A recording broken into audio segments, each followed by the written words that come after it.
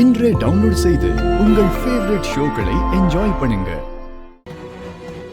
ஹே மாயா, எதுக்கு துப்பாக்கியில எடுத்துட்டு வர?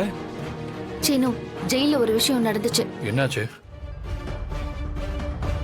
ரெண்டு பேரும் புருஷன் முண்டாட்டிங்களாமா? நீங்க கவலை விடுங்கம்மா. இன்னைக்கு நைட்டே அவங்க ரெண்டு பேர் கதையை நான் முடிச்சிடுறேன். நீங்க அவங்களுக்கு பாதுகாப்பு கொடுக்கணும் சார். ஒவ்வொருத்தருக்கும் தனித்தனியே எப்படி பாதுகாப்பு கொடுக்க முடியும்?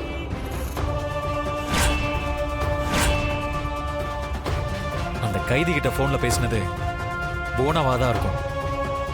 அவ மாமாவையும் அத்தையையும் ஜெயில வச்சு முடிக்கிற அளவுக்கு துணிஞ்சிட்டாளா?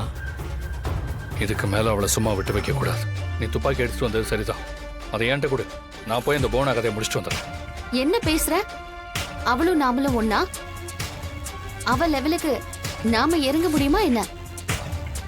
புவனாவை குத்தி கொல்லணும் தானே நீ சூளத்தை எடுத்துக்கிட்டு அவளை தொடச்சிட்டு போன.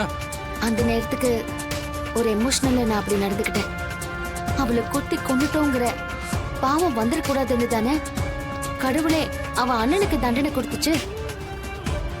சரி மாயா, துப்பாக்கி எதுக்கு எடுத்துட்டு வந்திருக்க அதை சொல்லு.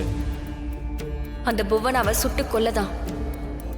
தனா, என்ன பேசிட்டு இருக்க நீ?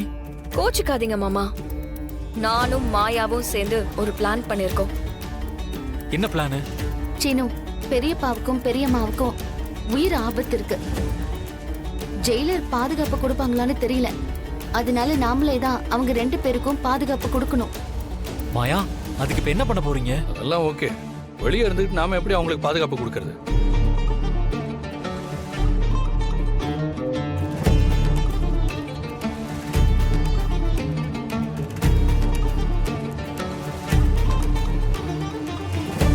இது சரியா வருமா? சரியா வரும் சீனு. டேய், இது கண்டிப்பா சரியா வரும். நானும் தானாவை பாத்துக்கிறோம்.